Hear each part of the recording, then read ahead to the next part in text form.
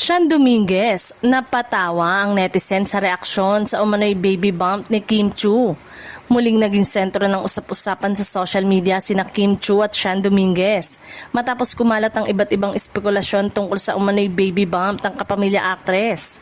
Nagsimula ang usapin ng may isang netizen na kumpiyansang nagkomento na buntis umano si Kim kahit wala namang opisyal na kumpirmasyon mula sa actress. Agad namang napansin ang naging tugon ni Sean Dominguez na natural ang komento. Sa halip na seryosohin ang issue, nagbigay siya ng isang mapagbiro ngunit makahulugang reaksyon na agad ikinatuwa ng maraming netizen.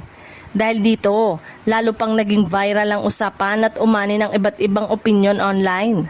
Marami ang nagsabing nakakatawa ang naging sagot ni Sean. Dahil tila ipinakita nito hindi dapat basta-basta paniwalaan ang mga haka-haka sa social media.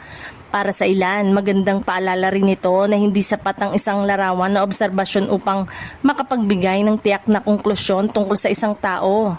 Samantala, may mga tagahanga rin ni Kim Chiu at Paolo Avellino ang muling nananawagan na tigilan na ang pagpapakalat ng mga hindi kumpirmadong balita. Ayon sa kanila, paulit-ulit nang nagiging paksa ng chismis ang personal na buhay ng aktres, kaya mas nararapat na igalang ang kanyang privacy hanggat wala siyang inilalabas na opisyal na pahayag. Sa gitna ng usap-usapan, nananatiling tahimik si Kim Chiu tungkol sa issue.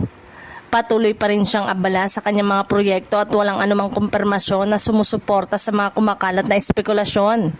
Dahil dito ay nananatiling haka-haka lamang ang lahat ng mga claim na umiikot sa social media. Habang patuloy ang konklusyon online, maraming netizen ang umaasang magiging mas responsable ang mga gumagamit ng social media sa pagbabahagi ng impormasyon hanggat walang opisyal na kumpirmasyon mula kay Kim Chiu o sa kanyang kampo. Mas makabubuting iwasan ang pagpapakalat ng hindi beripikadong balita at igalang ang kanyang pribadong buhay.